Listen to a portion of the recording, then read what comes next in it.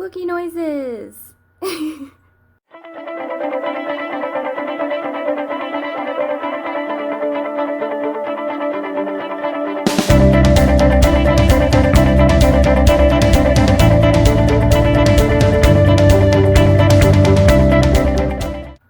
guys! So, I just saw... Oh, I did not put on mascara. I'll be right back. Okay, that's better. So I just saw The Rise of Skywalker with my husband. Oh my gosh. So, I just saw Rise of Skywalker with my husband, and he had already seen it before taking me. I'm not envious or anything. They ask you how you are, you just have to say that you're fine when you're not really fine. Basically, he got a screening.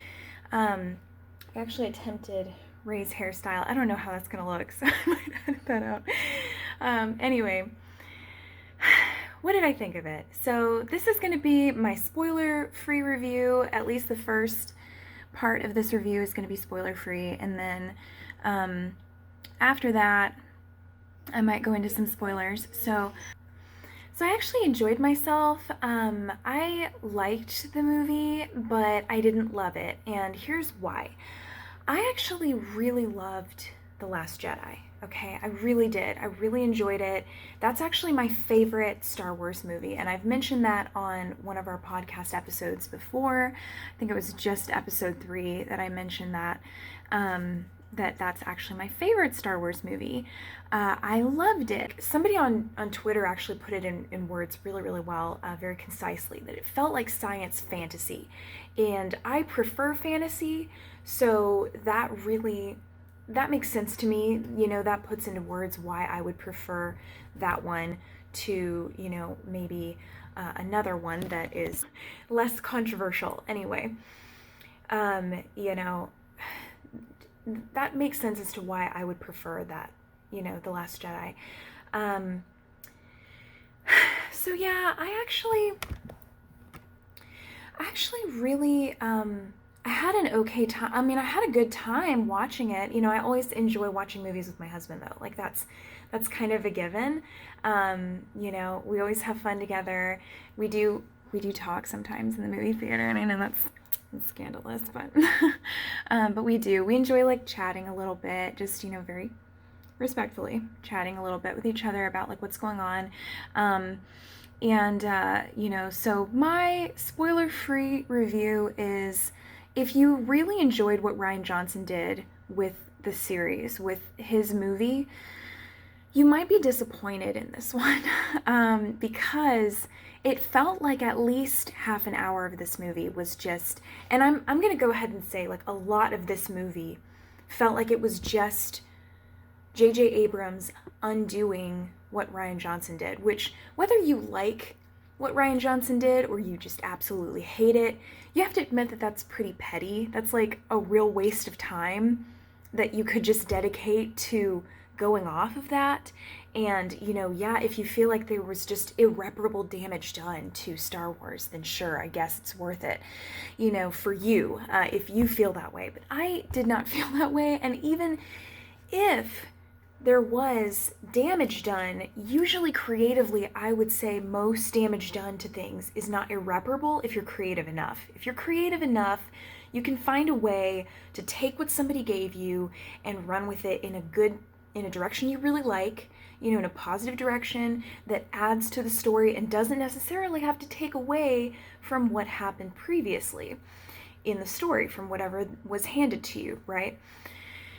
Not to say that J.J. Abrams isn't creative. That's, I think, one of the things that frustrates me about this, is that it's not a creative decision to just undo, like, retcon a lot of this stuff and basically just, you know, say, oh, well, that didn't happen, or even to use characters to explain things to the audience. I felt like there was just a lot of hand-holding in this movie. I feel like when a movie, like, holds your hand so much, if any creator feels the need to hold the hand of the audience that they're creating for, you know, I just feel like that's very patronizing, and I don't like that feeling, you know, and so I really enjoyed Rian Johnson's telling because it felt like it wasn't hand-holdy. In fact, it was the opposite. It made you think. It actually made you think. You know, it was creative, it was refreshing, it made something, you know, very new out of a very old story with the Star Wars franchise. It's been around for decades, right? It's been around since the 70s. My dog's eating, and it's like they know when I'm recording.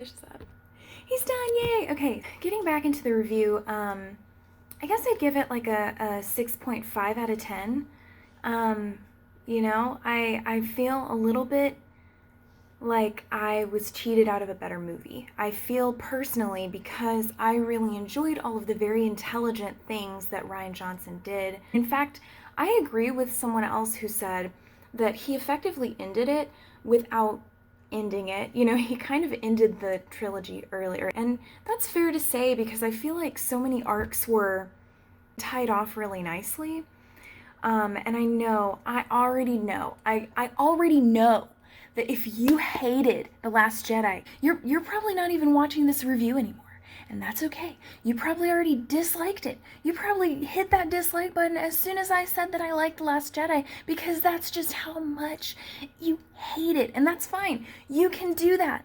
You can do whatever you want. You can feel however you want. This is how I feel. This is how I feel. This is my review. And I personally love The Last Jedi. Nobody can convince me otherwise. I've watched it. I've seen it with my eyeballs, okay? I've seen it with my own 2 eyeballs, and I know it's a good movie. I know it's a great movie, and I love it. It actually made me like Star Wars a lot more because I genuinely was not a huge fan of Star Wars. I liked the originals. The prequels were fine, you know, and I love The Last Jedi. Anyway, don't tell me what to like. Ooh, Wookiee noises. Thank you, buddy. 6.5 out of 10. That's my review of The Last Jedi without spoilers, okay? With spoilers. So if you don't want spoilers for the movie, stop watching now. You stop it right now. You do not spoil this for yourself. You love yourself. Be good to yourself. Take care of yourself. Do it for your family, okay? If you don't want this movie to be spoiled, I warned you. So this film, like I said, undid everything from the last film. J.J. Abrams just took a big old poop right over everything that Rian Johnson did, and if you hated what Rian Johnson did, then this will be very cathartic for you, that he took a big old poop over it, over all of it. Just pooped right on over it. Poop mouth. And that's fine. All around me are familiar faces. I personally felt very frustrated with that. And so not only that, but it was like kind of exhausting. It was like the movie was a fan fiction written by someone who really did not like The Last Jedi and who just wanted to undo everything from The Last Jedi. And that would be perfectly acceptable if they did it in a way that didn't feel like they were shouting it at me the whole time. It's like, hey, you remember this thing from The Last Jedi? Yeah, not anymore. we're gonna laugh at it together. We're gonna laugh at this thing together. And it's like, okay, all right, haha, it's funny. Like you're talking to someone and you mentioned you liked something to them, right? And it's like you're at work or something and you can't get away from them because they're a coworker or a boss or something, and you're like, oh my god, I have to like listen to this, fine. You know, and the whole time they're just making fun of the fact that you said you like that thing. And, you know, they're just joking at it and they're just, yeah, you remember that thing you said you liked it? Ah, it's so funny that you like that. You like that? Oh my god, that's so stupid. That's so crazy that you like that. No. You know, and it's just not funny, and it's tedious after a while. Like, you're sitting there like, okay, I get it, you didn't like the thing that I like, that's fine, you're allowed to have that opinion, but to shove it in my face, like, the whole 2-hour runtime is just tedious. It's just tedious, okay? That's it. It's just petty and childish, okay? I will like sit there and grin and bear it the whole time, and I even straight up enjoyed, like I said, I enjoyed this movie overall, despite this fact that it felt like it was a spiteful fan fiction just to rub in my face how stupid it is that The Last Jedi happened, right? You know, after a while, that gets old. You know, I just want to watch a new movie that doesn't have anything to do with that. Okay, let's just forget about that. If you don't like that, let's just forget about it. Okay? We'll just move on and we'll have a good time, okay? And for I would say at least the majority of this movie, that did happen, okay? So like they totally like retconned the stuff with Rose Tico as though that never happened, right? Like the kiss between her and Finn. Just it's referenced that she cares about him, but that's, you know, and that's fine, you know, if they want to retcon that, that's fine. They did also kind of like move away from Finn having feelings for Rey, because that was hinted at a lot in you know, at least in The Last Jedi for sure. I've seen that more recently, but that was hinted in a lot. Where he really seemed to have like romantic feelings for her. Okay, it was not so subtle that he seemed interested in her, you know, at least in a way that like normally you wouldn't be in a friend, right? Okay, so at least they hinted at more than friendship in some capacity. They made it so that he seems like more fascinated in her Force abilities and like that he just admires her, and that's fine, okay? The one thing, and my husband pointed this out to me, you know, they did still keep that Rian Johnson is reestablished, that the Force can use anyone and can speak to anyone, and they used ex-stormtroopers, including Finn, to do that, which I felt was really interesting, and that's really cool. Okay, so huge spoilers. We find out who Rey's parents are, and technically her parents really aren't anybody special, okay, but she is the granddaughter of Senator Palpatine. Yes, they brought back Senator Palpatine. We already saw him like in the poster or whatever, it's fine, you know, that's probably not even a spoiler to you guys, but they brought back Senator Palpatine, and I actually thought it was fine the way that they did it. You know how like there's no Sith Force ghosts? Well, they kind of explain that there's no Sith Force ghosts, but there can be Sith zombies, and he's straight up a Sith zombie. And if that does not jive with you, I understand, okay? But it makes sense to me as like a fantasy nerd. Like necromancy is usually like the darker magic, you know, in fantasy.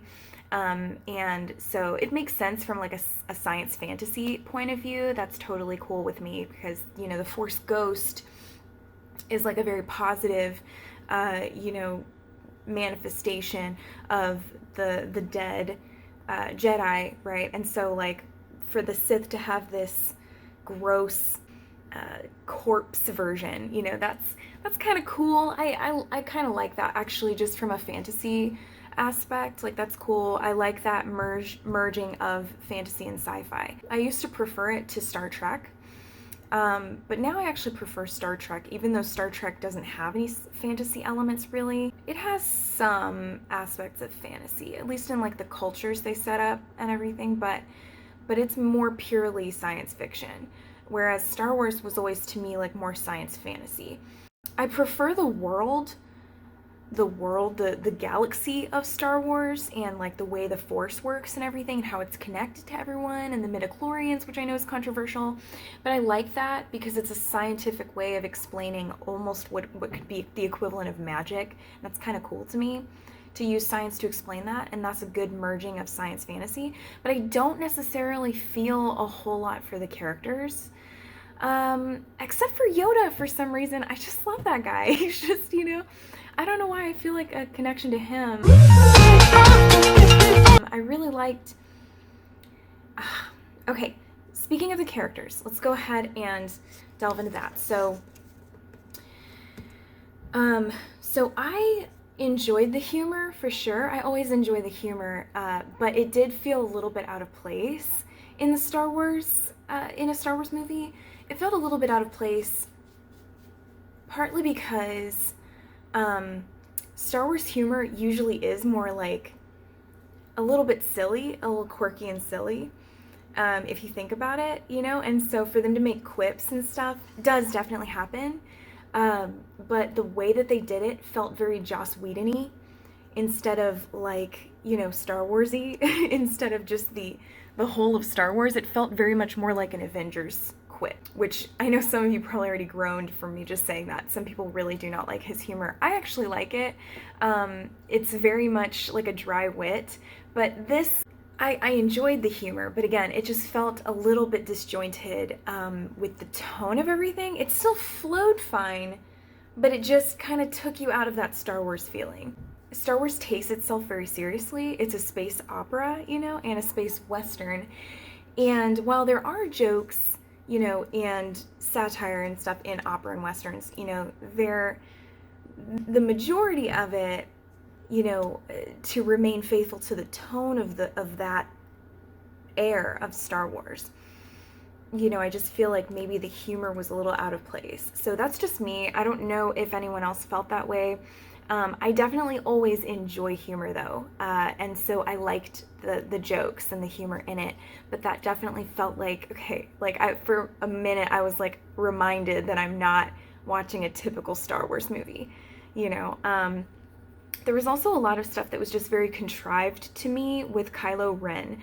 Okay, so Kylo Ren and Rey have a very interesting and complex relationship, and I love that. And it turns out it's explained, which again, I felt like that was hand-holdy because we don't need an explanation for everything. Not everything needs an explanation. It can be left up to the audience. It's just like art, okay? And I'm gonna use this every time I talk about movies because movies are a form of art, okay?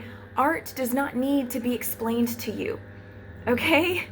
Art doesn't need to be explained to you. Part of the enjoyment for me anyway, and I know for a lot of people, when looking at a piece of art, and that includes movies, is to come to my own conclusions about what the artist was trying to convey. And so I really enjoyed, again, that's why I enjoyed The Last Jedi so much, is like, to me, the stuff that didn't have an explanation didn't need an explanation to me. I felt like it was kind of self-explanatory. Like, okay, they just have a close connection because of the Force, you know? That's okay. But anyway, they explained it in the movie that they're a dyad of the Force. That's what they call them. And it's apparently incredibly powerful as Senator Palpatine uses their life force to kind of heal himself more and to become more corporal, you know? Like, you know, he was a kind of decrepit zombie and he became more of a complete corpse by sucking out their life force. He literally did like a life force, a force vampire move on both of them, and they literally were up in the air. You know, it was kind of cheesy, you know what I mean? Like, anyway, and that's fine, you know, sure, okay, whatever. Like, Senator Palpatine is pretty over the top anyway. We love him for it. So he does this whole like dramatic thing. Then it's just like a lot of fake outs about Kylo's and Rey's deaths for a while.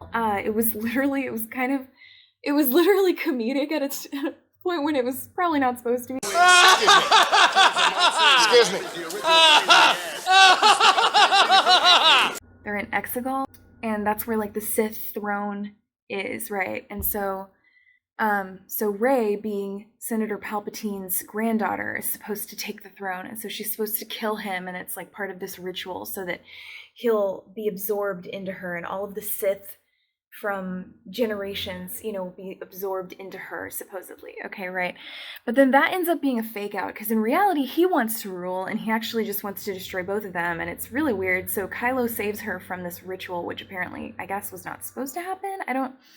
That was weird to me. I didn't fully grasp what they were trying to do there. So, like, was he trying to trick her into killing him? Like, that doesn't make any sense. Anyway, so Kylo, after being flung off, you know, and everything, and Rey managed to destroy Palpatine with the last of her life force, okay, with the last of the force in her, because she summoned all the powers of all the previous Jedi and she was able to destroy him, okay? So that's great. Good for her, you know, awesome. But she's effectively dead there on the ground now, okay? And Kylo pulls himself out of the crevice and he comes up to her corpse and he pulls her into his arms, you know, and he actually uses the force to bring her back from death or from the brink of death or something, which, yes, is really cool. It effectively like redeems the Skywalker line. You know, my husband pointed out that's really cool and poetic because of the fact that Anakin used, you know, Anakin really wanted to bring Padme back from the dead, and that clearly didn't go well for him. So, you know, because he chose like a very selfish, very dark way to do it. So Kylo Ben used, you know, the last of his life force to bring her back to life. And so then they share a kiss, and then he smiles this dopey smile and then falls back. And I was like, are you kidding me? No, they just spent all this time redeeming him. And it's like, it was like a seesaw effect too, the way that the shot was there in like the same place that it was when he was holding her dead body. Now suddenly she's alive and he falls over, and I did kind of chuckle. I felt bad about chuckling, but I did, because it was just silly. I'm sorry, it was a little bit silly. The way that was shot especially made it harder to take seriously. Okay, but the concept was good. The concept of him, you know, yes, I don't know if they did that on purpose or not, but of him redeeming the Skywalker line that way by bringing her back to life or back from the brink of death was really cool, you know, using a selfless version of the Force. And then they had a very, you know, it felt very kind of contrived the way that the rebels won the war, and it was, you know, definitely a happy ending, but it was kind of like a cheesy happy ending, so it felt very like fan fiction-y. And that's fine, you know what I mean? Like somebody's fan fiction came to life. Oh, and when Ben died, also his body, you know, disappeared, you know, and his clothes flattened out, you know, very, very, you know, very dramatically. And Leia's body, her shroud also like flattened out as well at the same time. And I thought that they handled, I will say, I also thought that they handled Leia's death very, very well. It was like perfect. Like it was the perfect send-off because nobody killed her. She didn't die off screen. And they like, you know, use another character to explain, you know, Lupita Nyong'o's character to explain that, you know, she knew what it would take to help Ben to overcome the dark side, you know, which was to give up herself, basically to use her Force abilities. They do also explain that she trained with Luke, and they had a little sequence which was really nice that explained that Luke trained her in Jedi training, with Jedi training. So Leia was a Jedi. So take that, haters, okay? And that did not need to be explained, but because I assumed it, okay, I assumed, well, maybe she did get Jedi training. It's been 30 years, okay? It's been a long ass time. Maybe she did get Jedi training. We don't know what happened. Okay? We can just assume she used the Force, so she knows how to use the Force, but people need hand holding. So here we go. Anyway, your hand has been effectively held. I hope you feel fantastic that your hand has been held, because that's what J.J. Abrams did. He did. It was great. Oh my gosh. You're kidding me! God! Anyway, so overall, I still enjoyed it. There were a lot of great moments in this movie. You know, there were a lot of really fun moments, a lot of funny moments. I loved Babu. He was hilarious. I love that little guy. That was so funny. My husband and I were just going, hey! We're just going, hey! Like after the movie. It was so fun. That little guy was just like the best. I think everyone can agree across the board that Babu was the best, and thank God that Chewie didn't die, because they do fake you out. I want you to know this. If you're already watching spoilers, Chewie doesn't die, okay? Chewie lives forever. He finally gets his medal. He finally gets his medal in the end, and he's so happy, and he shows C-3PO and R2-D2, and it's so exciting, and I love him, and I'm glad he lived, and he's fine. Anyway, so yeah, so Rey ends up with no one, and that's fine. Everything's fine. Anyway, so So Finn is force sensitive. These ex-stormtroopers are force sensitive. Everybody's force sensitive to some capacity, apparently, or at least you don't have to be special to be force sensitive, which is a great message. I loved that message from Rian Johnson. I'm really glad that they kept it. I am also really glad you could hear when they were shooting stormtroopers. There were female stormtroopers, and you could hear that very, very apparently when they were dying, or when they were saying, hey, stop right there. You know, there were some ladies in those stormtrooper outfits, which I'm like, yes, there you go. Stormtroopers are diverse. It's fine. There's nothing wrong with that. I could talk about this for a while. I could talk about a lot of this for a while because it's cathartic to me in some respects to be able to say, yeah, like even J.J. Abrams, who clearly agreed with some of y'all that The Last Jedi was, you know, terrible apparently. Even he kept some of the stuff that Rian Johnson established, which is great. And I'm very thankful to him for that. But there was even a lesbian kiss. If you're going to be triggered by that, here you go. There you go. There's a lesbian kiss when they're celebrating their victory, when the rebels are celebrating their victory. And somebody hugs this giant slug guy, which I like the slug guy. He seemed fun. And Jenny Nicholson made this really funny comment on Twitter where that hug with the giant slug got more screen time than the lesbian kiss. Whatever floats your boat, JJ. Anyways. So clearly that's what he would prefer to see, which, okay, sure, whatever, dude. So there is a really badass character that they introduce. She managed to escape certain destruction, which is great. I'm glad, because she was really cool. She was Poe's ex-flame. Anyway, I think that if you really enjoy Star Wars, you will enjoy this movie regardless. Like, I really enjoy Star Wars. I'm not a huge fan, but I still enjoy the movies. I think they're fun. I like the different themes to it and all of that. But if you loved The Last Jedi, if you really like intellectual storytelling, then you might not like this one as much. Like you might like it significantly less. I'll just say that. Anyway, it was fine. 6.5 out of 10. Just fine. Still enjoyable. Still recommend to see it. Make up your own opinion about it. And that's it. And may the Force be with you. And Wookiee noises. Wookiee noises. Yeah. Oh, wait. Before I go, tell me your favorite Star Wars movie down below. I want to know. I want to know what your favorite Star Wars movie is. I really genuinely want to know. I care about you. Take care of yourselves. Okay. Bye.